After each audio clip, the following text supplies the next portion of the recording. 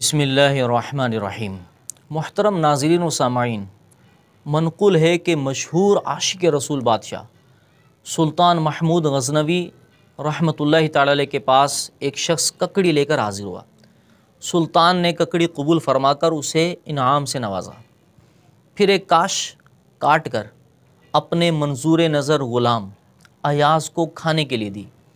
अयाज़ बड़े मज़े ले लेकर वो खा गया।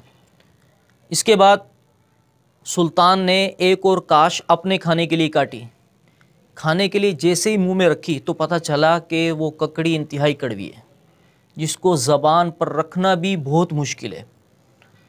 तो सुल्तान ने बड़ी हैरत के साथ अपने ग़ुलाम अयाज़ की तरफ देखा और पूछा कि अयाज़, ये तो बहुत कड़वी है, तू तो बड़े मज़े ले लेकर आराम से खा गया है और तेरे चेहरे पर तो कोई नागवारी के ज़र्रा बराबर भी आसार नमूदार नहीं हुए।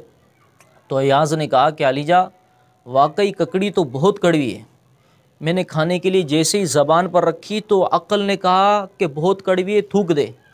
लेकिन इश्क फ़ौरन पुकार उठा कि ख़बरदार अयाज़, ये उन्हीं हाथों से मिली है कि जिनसे तू रोज़ाना मीठी चीज़ें खाता रहा है।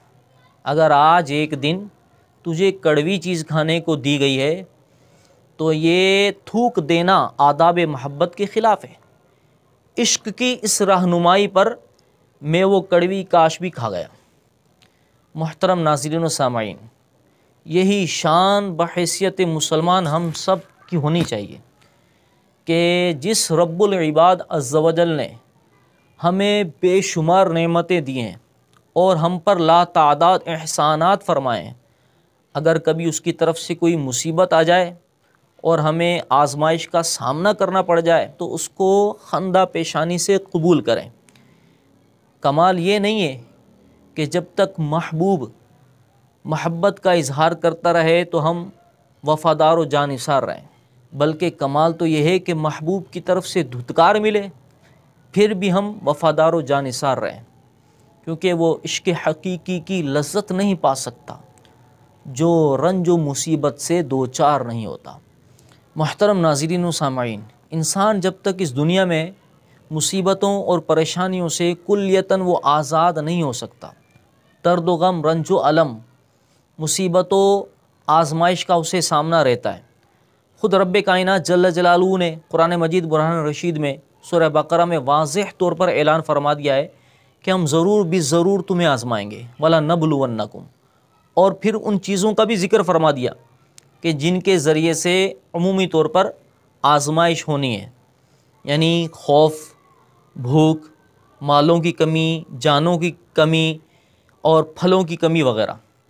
जब इंसान की सोच मुस्बत होगी, कौन सी सोच? जो अयाज़ को उसके इश्क की बदौलत नसीब हुई कि जिसकी तरफ से मुसलसल एहसानात हों, अगर कभी उसकी तरफ से कोई आजमाइश वाला मामला आ जाए तो उसको भी खंदा पेशानी के साथ कबूल किया जाए। जब ये सोच हम अपना लेंगे तो हमारे लिए सब्र करना आसान हो जाएगा। जब बंदा सब्र करने में कामयाब हो जाएगा तो उसके साथ रब ताला की मदद शामिल हाल हो जाएगी।